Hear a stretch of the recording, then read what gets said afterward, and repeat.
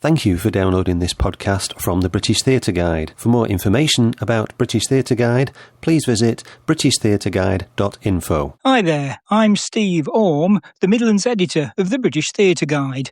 It's strange to think that Birmingham Rep hasn't staged a Shakespeare play since King Lear in 2016. And it's even more astonishing to learn that the theatre hasn't performed A Midsummer Night's Dream for 90 years. This version has a gender change, with Lysandra being played by a woman who's known as Lysandra. In a moment, Joe Murphy and Madeleine Kludje will explain why they wanted to do this play. But first, here's Hermia and Lysandra proving that the course of true love never did run smooth. If then true lovers have been ever crossed, it stands as an edict in destiny. Then let us teach our trial patience, because it is a customary cross, as due to love as thoughts and dreams and sighs, wishes and tears, poor fancy's followers. A good persuasion. Therefore hear me, Hermia. I have a widow aunt, a dowager of great revenue, and she hath no child. From Athens is her house remote 7 leagues. There, gentle Hermia, may I marry thee? To that place the sharp Athenian law cannot pursue us. If thou loves me, steal forth thy father's house tomorrow night, and in the woods, a league without the town, where I did meet thee once with Helena to do observance to a morn of May. There shall I stay for thee. When we sat down, we were talking about what show should we do first to kind of, I suppose, launch a new artistic identity for the Rep. We started to look back in time, and a thing I go on about an awful lot is that in 1923, the Rep was the first major producing house to do modern dress Shakespeare when it did its production of Cymbeline, and that caused an absolute riot of equal love and appreciation for it, and shock that such a thing could be done to the bard himself. So I really love that part of the history, I suppose, of our building, and I wanted to pick up on that and to acknowledge a moment where the Rep was absolutely like at the centre of cultural life in the UK, and that felt like a really exciting DNA to pick up on. So we thought, oh well, let's start with that. Let's reclaim Shakespeare. Let's reclaim modern dress Shakespeare. And modern dress Shakespeare for me is democratizing Shakespeare, I suppose. It's saying that this belongs to everybody. There's nobody who should feel that this great heritage of this incredible playwright doesn't belong to. And this is a city with 40% of its population under 25 years old and 50% of its population from global majority backgrounds. So we thought, what a great way to take a great play and part of the canon and say this belongs to everyone and this can be a part of everyone's life. And also, Dream is a banging night out, and I really like banging nights out. So it's A Midsummer Night's Dream. What will you bring to it that perhaps other theatres, other productions haven't brought to it before? I mean, it's been going for 500 years. There's only a certain amount we feel we can bring that no one else has brought. But I think probably what we bring that is really exciting this production is primarily in our company. Got an absolutely amazing company of different human beings from all kinds of backgrounds, and a lot from Birmingham and the West Midlands, and the unique lenses and viewpoints and insights and talents that they bring, I think is creating a production like certainly that like no other Dream I've seen before. So it's really just been a privilege to be part of that.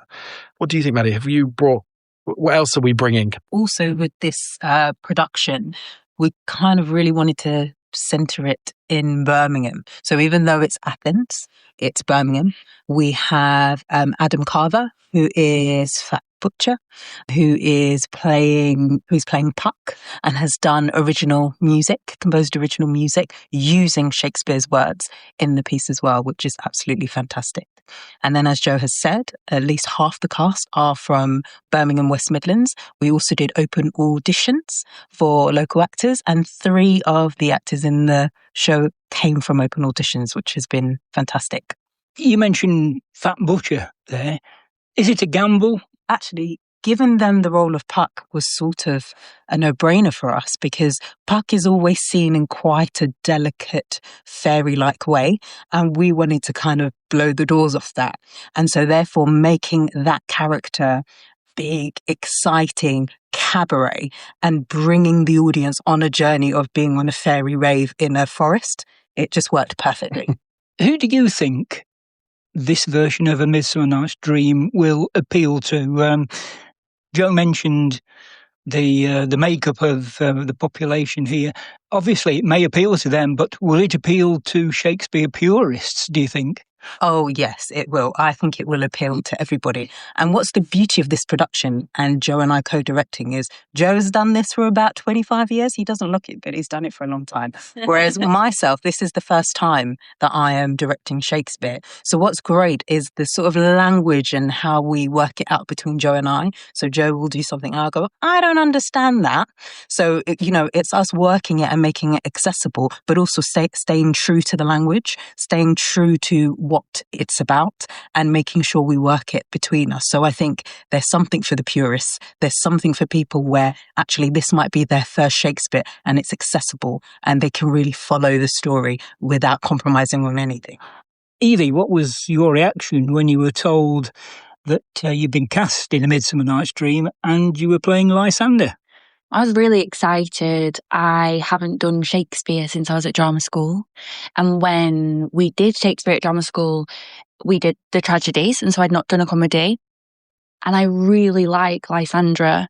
I think she's a really brave character who's wearing her heart on her sleeve. And I think the prospect of stepping into her world was really exciting for me because she lives in a really honest way. And I think I could do more of that in my life. So I thought it was a nice challenge. So over the years, there have been countless productions of A Midsummer Night's Dream. How will this be different from your point of view? I think every time you do a production of a classic, there's things that will live on forever. But what's magic about it is when new people speak these words, you bring something of yourself to it. And then the amalgamation of the cast and how we connect to each other just inherently is different. And so the version that we've created has come so much from the people that we are and the room that we had. And therefore, I think it's a really different production. And it's an exciting one. I think it's got lots of joy and lots of connection. How do you see Lysandra? I'm playing her as a girl. And that's a shift that I think is really important. We now have this queer relationship between two women, which is being torn apart by the patriarchy, by men. And these two characters choose to honour their love and connection and say, we can exist together. And they follow that impulse into the woods, which is where the story then takes place and goes in a million different directions. But the heart of the story is their love, and it's love that propels them, love and bravery. And so I think that's mostly what I think of her, that she's a really brave young girl. How are you getting on with Isabel, who plays Hermia? I mean, the script calls for great chemistry between the two of you. Yeah, she sat right there.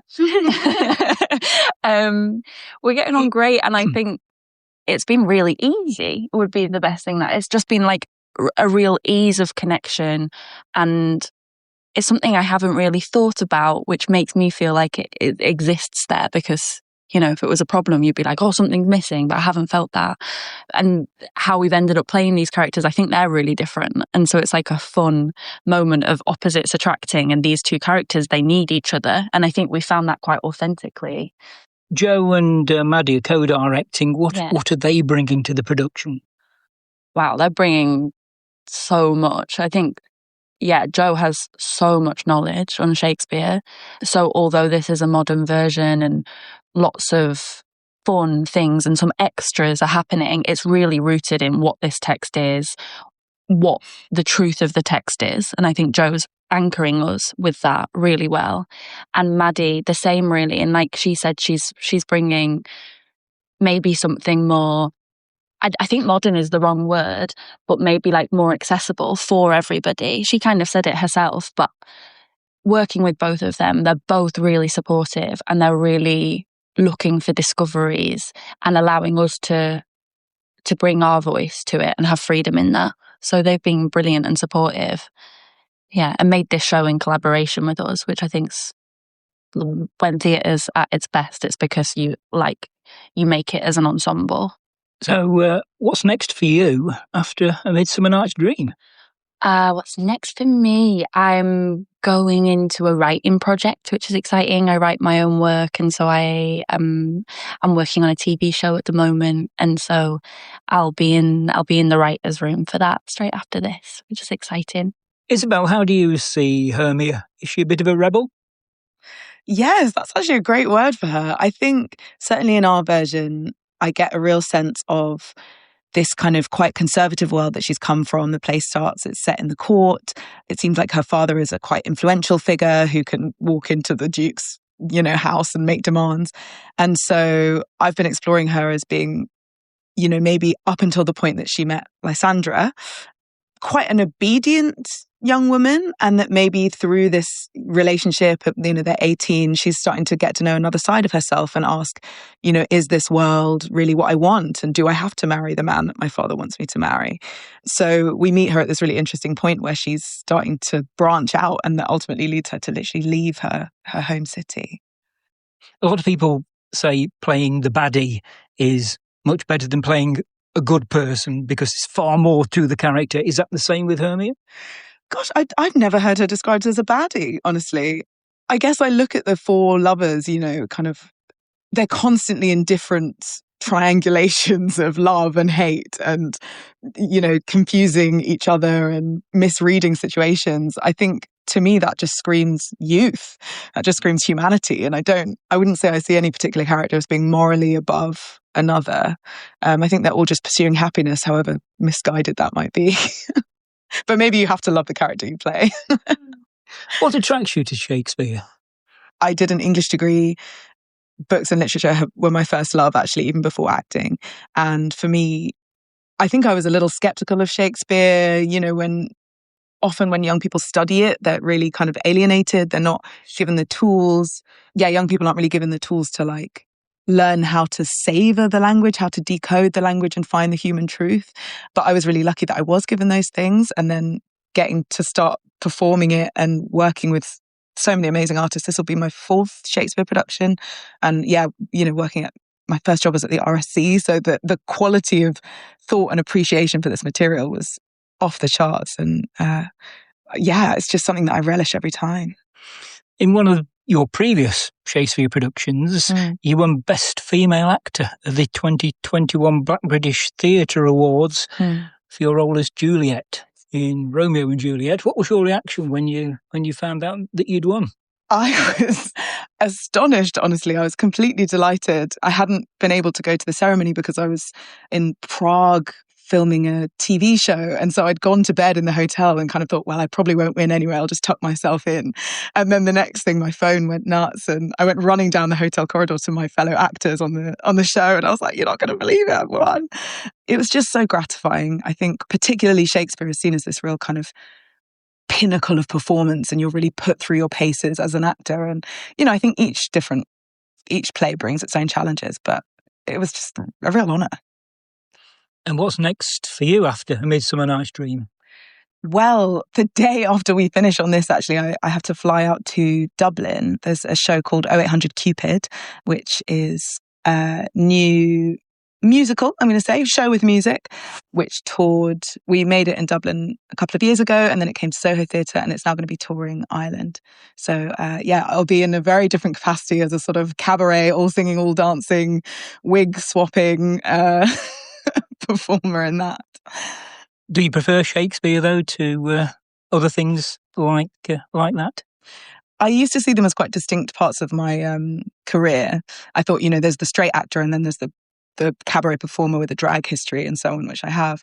And then I think sometime around As You Like It, when I was cast as Orlando in a moustache and, doublet and hose, and I started to think, actually, these could meld quite nicely.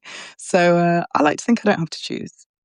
Charlotte, this is your professional stage debut. What's it like to be making it here at the Rep? It's amazing. I'm really grateful to be here. We have an amazing company.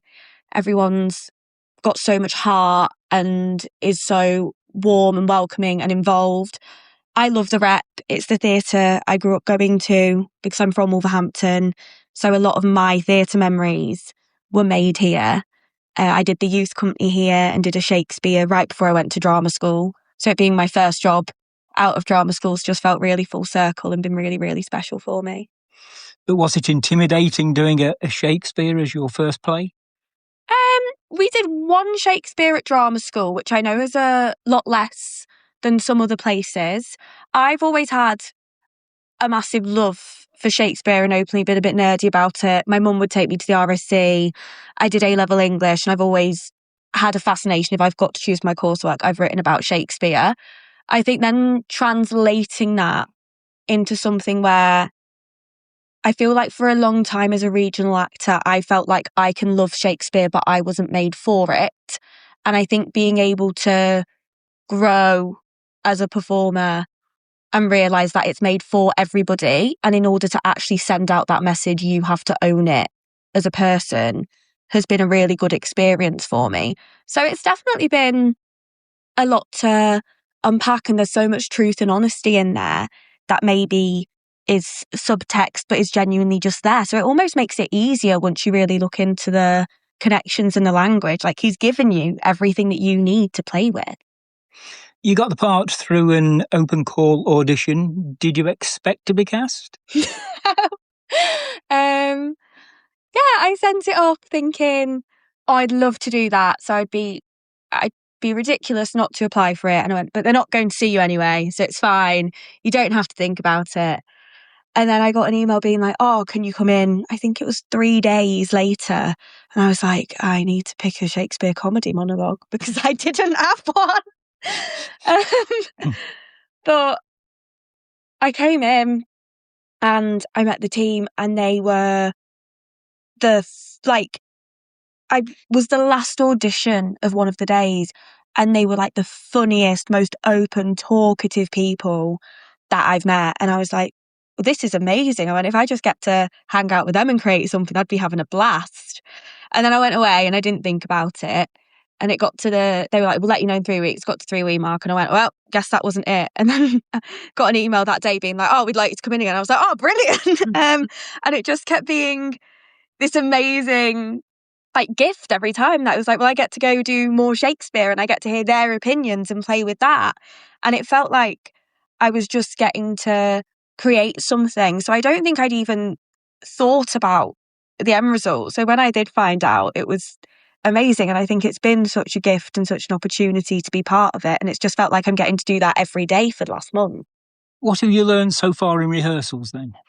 I think how important it is to bring yourself to a space, and how much having the freedom to play matters. And because I think at drama school, you always think, well, it's amazing that we're building a show together, but I've known these people for 2 years. Of course we can. And we know each other. And I think in my head, I was like, oh, I don't know how that's going to translate, being in a room with people that I'm not as familiar with. But you do just fall into it.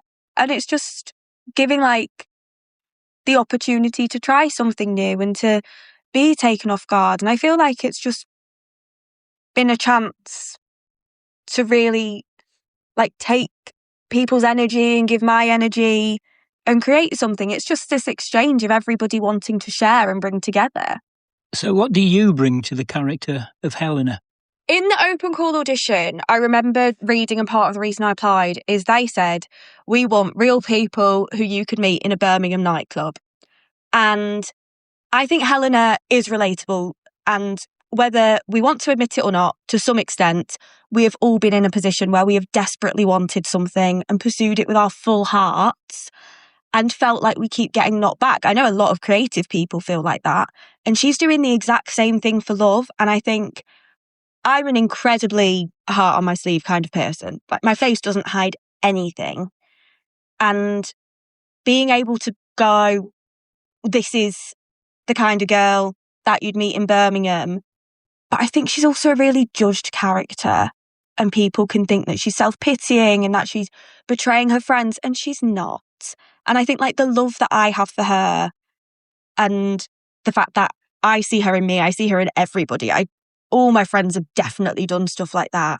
I think it's that. It's the human connection that I'd like to think I bring to her, because I think that she is just part of all of us. I don't think she's this bad character that does bad or spiteful things. I think she's somebody that really puts herself out there.